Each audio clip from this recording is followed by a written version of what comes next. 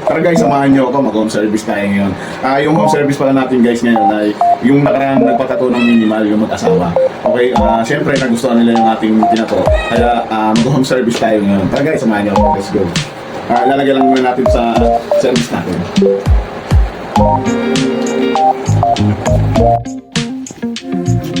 Guys, mag-motor lang tayo syempre. Ito pala ang service natin eh.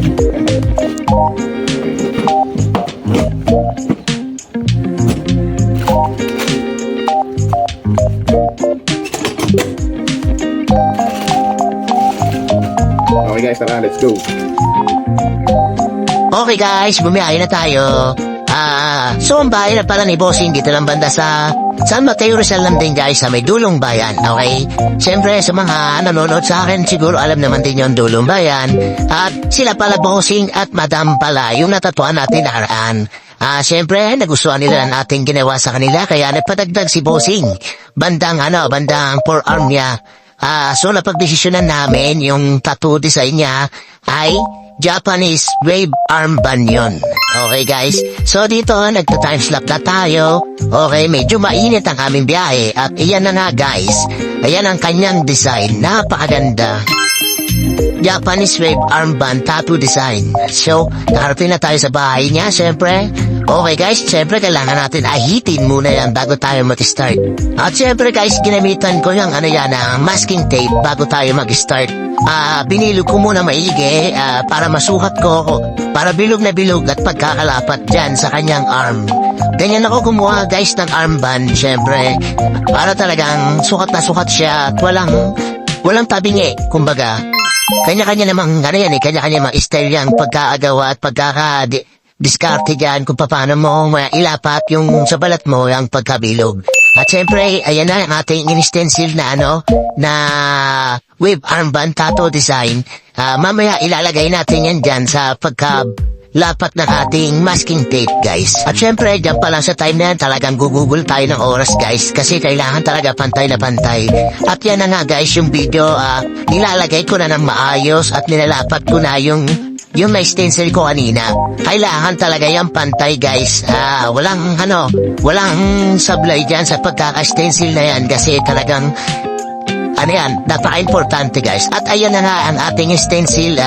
Nakuha naman natin kahit papano yung ating stencil na at naikot natin ng maayos guys. Okay, nakita din ni Bossing at talagang nagustuhan niya naman talaga din ang kanyang design na wave armband tattoo design. At syempre guys, nag-start na tayo dyan. Tatuan yung kanyang balat.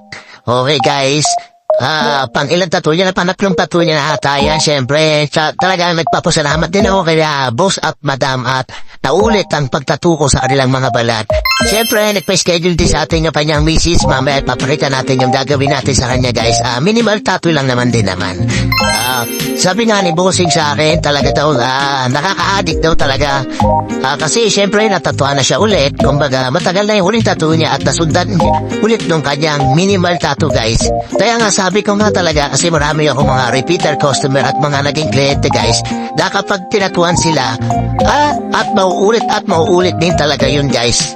Kasi parang na-miss nila yung tusok ng karayom eh. Tama ba ako guys? Yan lang para sa akin kasi marami akong na-experience guys na ganun eh. At ayan na guys, natapos ng ating lining syempre. Ayun ang ating lining at nagustuhan ni Bossing ating ginawa sa kanya. Umpisa pa lang daw talagang nasatisfied na natin siya. Kaya dyan guys, okay, kain daw muna kami. Nagpa-order si Bossing ng baliwag. Sana all syempre. Hindi pa raw sila kumakain kasi tanghali na sila nagising syempre. Talagang siya kumbaga kinondisyon niya yung kanyang katawan kasi alam niya tatatuan siya ng kinabukasan. At talagang napasarapan tayo ko rito guys, talagang food trip talaga. Pabusog talaga tayo dyan guys, para magandang ating pagkakalinya sa pagtato sa ating Bossing syempre. Maraming salamat din boss at sa pagkain na inalok mo sa akin at napakasarap ng iyong ulam. Okay, at dyan guys, at bumalik ulit tayo sa pagtattoo sa kanyang balat. Okay guys, talagang ramdam niya na yung sakit dyan guys na sa time na yan. Okay, may mga power line din tayong ginawa dyan sa kanya. Siyempre, at mas lamang kasi yung dyan guys yung dark, para malitaw yung kanyang wave, yung armband niya guys. Okay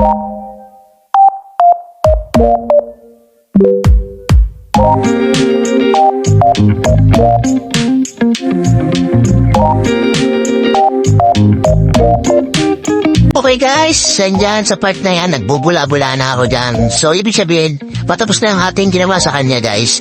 Okay guys, total of 4 hours yan guys, tinato natin sa kanya.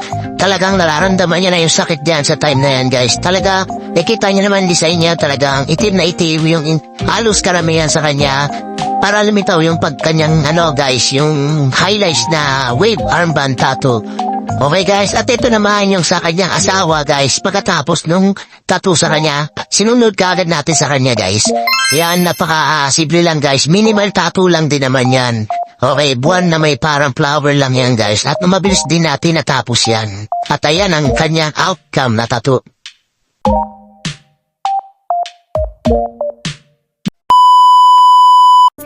At ito guys yung kinabukasan na kasi nag-text sa atin si Bossing nung kinagabihan. Gusto niya raw kulayan yung kanyang wave armband tattoo. At pagdesisyonan niya na dagdagan daw yung kanyang kinato. Okay guys, syempre nagpa-schedule siya kagad kinabukasan, mga tanghali yan guys. Okay, dali-dali tayong pumunta sa kanyang location. Syempre tayo, pag wala tayong schedule, pupunta agad natin yan. At ayan na nga guys yung ating pagdating dyan. Talagang nag-set up kagad tayo. Wala tayong masyadong video dyan guys kung paano natin nakulayan yung kanyang tattoo. Tama picture lang muna tayo dyan. At ayan ang ating mga pinagagawa dyan sa kanyang bahay. Okay guys, at ayan na nga ang final outcome. Talaga na-satisfied yung ating bossing guys. Okay, talaga nagandahan siya. Kaya sabi ko sa kanya, mag-chat lang ulit siya pag gusto niya ulit dagdagan yan. Siyempre guys, sa mga gustong magpatato sa akin guys, direct message lang guys, direct PM lang tayo, may Facebook page tayo, nandyan po sa description, at andyan ang ating profile. Mag-message lang kayo guys, for inquiries siyempre, at para ma-schedule natin ang inyong mga design. Maraming salamat guys, and God bless you all.